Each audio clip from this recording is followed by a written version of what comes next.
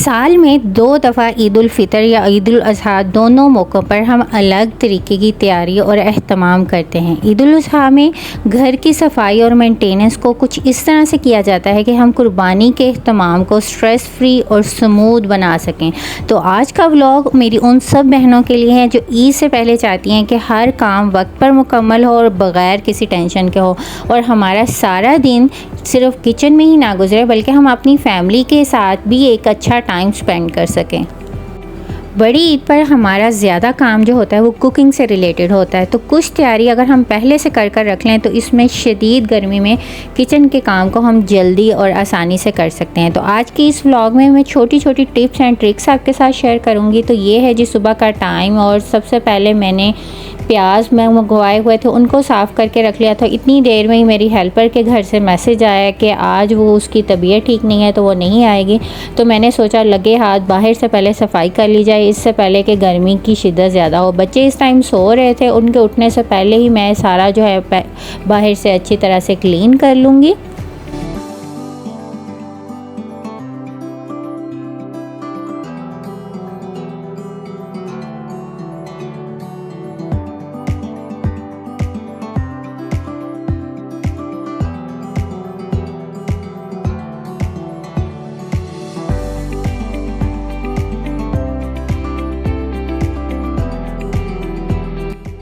बाहर से क्लीनिंग करने के बाद मैं आ गई थी किचन में, और सबसे पहले ब्रेकफास्ट बना के किचन वगैरह क्लीन करने के बाद मैं घर का बाकी काम करूँगी। आज के दिन के लिए मैंने बहुत कुछ प्लान किया हुआ था, मुझे मार्केट का चक्कर भी लगाना था। इसके अलावा ईद से रिलेटेड छोटे छोटे काम थे जो मुझे आज करने थे, लेकिन हेल्पर के ना आने की वजह से ना सारी रूटीन मेरी डिस्टर्ब हो गई। तो खैर मैं यहाँ पर सबसे पहले बच्चों को ब्रेकफास्ट दे दूँगी।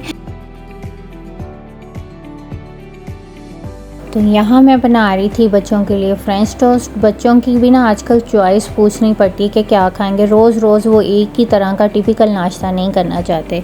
और उसके बाद मेरा सबसे पहला काम है सफाई का।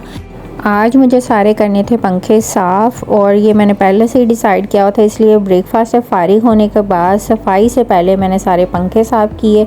और ये जो लाउंज में मेरा किचन के बिल्कुल सामने पंखा होता है ना, ये बहुत गंदा होता है, इस पर बहुत ज़्यादा मिट्टी होती है और ग्रीसी सा थोड़ा हुआ होता है। तो इसको मैंने अच्छे से क्लीन करने के बाद बच्चों के रूम का भी पंखा मुझे साफ़ करना था, बाकी मैंने एक दिन पहले कर लिए थे। अच्छा, कोशिश किया करें कि सारे काम इकट्ठे एक दिन ना किया करें, अपनी लिस्ट में शामिल कर लें कि आज मैंने ये काम करना है। और इस तरह एक तो आपकी रूटीन जो है वो बर्डनाइज नहीं होती है, आपके काम जो होते हैं वो ईज़िली मैनेज होते रहते हैं और आप स्ट्रेस फ्री रहते हो। और बेड क्लीन करने के बाद मैंने आज बेडशीट भी चेंज करनी थी, तो बेडशीट चेंज करके यहाँ मैं पूरा रूम सेट कर दूँगी। और उसके बाद जो है बाकी क्लीनिंग का काम होगा। अभी मैंने डस्टिंग वगैरह नहीं की थी बाकी घर की, वो करके फिर मैं बाकी मोपिंग वगैरह करूँगी। सुबह सुबह जब मुझे पता चला ना कि मेरी हेल्पर ने आज नहीं आना, तो मुझे बड़ा लग रहा था कि आज तो बड़ी रूटीन बिज़ी होने वाली है और कैसे मैं सारा काम कंप्लीट करूँगी, क्योंकि आप आदी हो जाते हो एक हेल्पिंग हैंड के।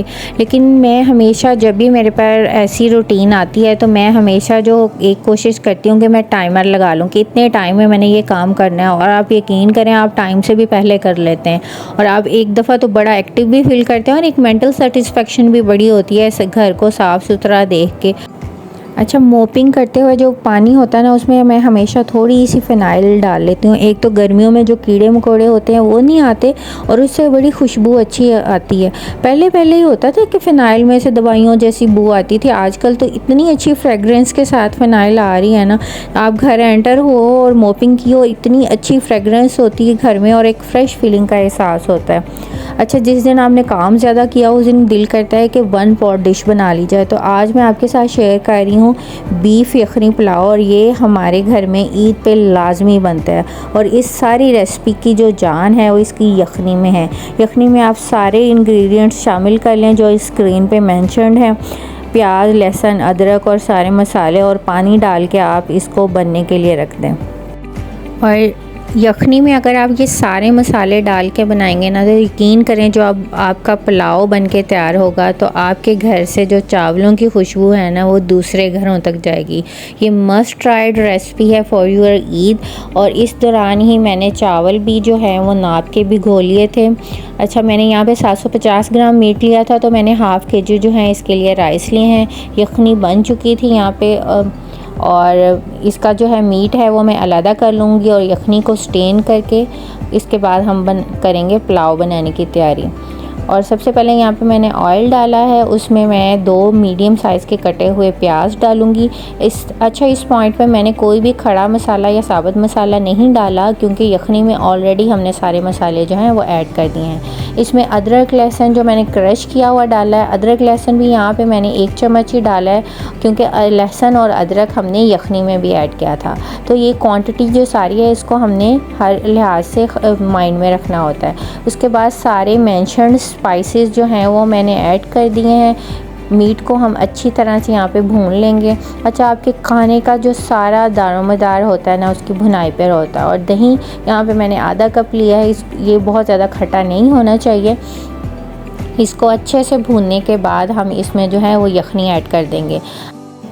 अच्छा, मयरिंग कप से, अगर जिस मयरिंग कप से आपने चावल मैयर करके डाले हैं ना, उसकी डबल क्वांटिटी में आप जो है वो इसमें यखनी ऐड कर लें। और उसके बाद जब चावलों का पानी थोड़ा सा खुश्क हो जाए, इसमें हरी मिर्चें ऐड करके मैं इसको दम पे रख दूँगी। 10 मिनट का मैंने इसको दम दिया था और इतना मज़ेदार खिला खिला सा आपका पुलाव बन के तैयार होगा। और रिफ़्रेशिंग से मिंट रायते के साथ आप इसको सर्व करें, ये बहुत मज़े का बनता है और इतना लाइट होता है। कोई हैवी मसाले नहीं है इसमें, सारे घर के मसाले, किसी भी पैकेट मसाले की आपको ज़रूरत ही नहीं है अगर आप इस रेसिपी को फॉलो करेंगे।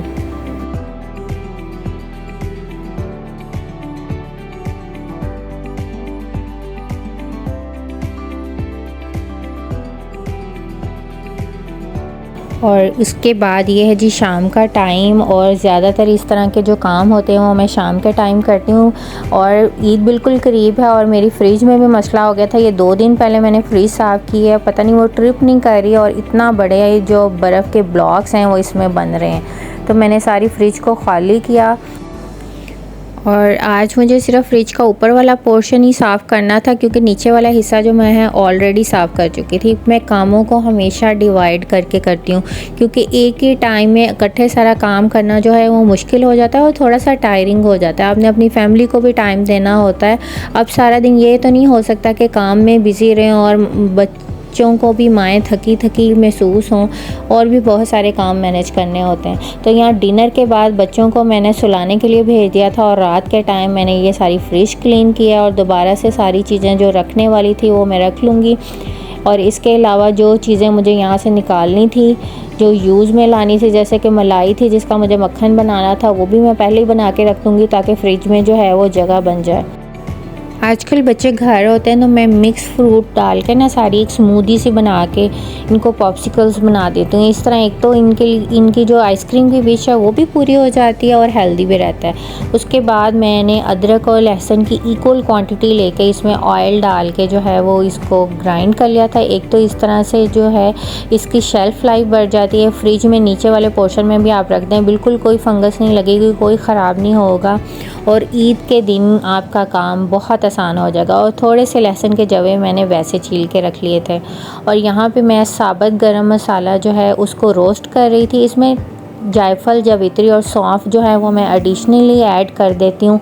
इससे जो है खुशबू बहुत अच्छी आती है। और रोस्ट करके आप थोड़ी देर ठंडा कर लें और इसको ग्राइंड कर लें और ये आपके खानों को एक नई जान दे देता है। कोई भी सब्ज़ी हो, कोई भी गोश्त का मसाला हो, आप उसमें ऐड करें, ये बहुत मज़े का लगता है। उसके बाद मैंने ये सारे स्पाइस जो मेरे जार्स हैं इनको भी मैं रीफ़िल कर लूँगी ताकि ईद के दिन कुकिंग करते हुए मुझे आसानी हो और मेरा काम जो है वो टाइमली कंप्लीट हो जाए। और आपके घर में जितनी भी नाइफ्स हैं आप उनको शार्प करके रख लें ताकि ईद के दिन आपको कटिंग और चॉपिंग में जो है वो इजी फील हो। तो ये थी मेरी ईद से पहले की छोटी छोटी तैयारियां जो किचन में हमारे काम को बहुत इजी बना देती हैं। आई होप आपको मेरा ये व्लॉग पसंद आया होगा। अल्लाह ताला आप सबकी कुर्बानी कबूल करे और आपको एडवांस में ईद मुबारक। खुशियों भरी आपकी ये ईद हो। Thank you so much. अल्लाह हाफिज़।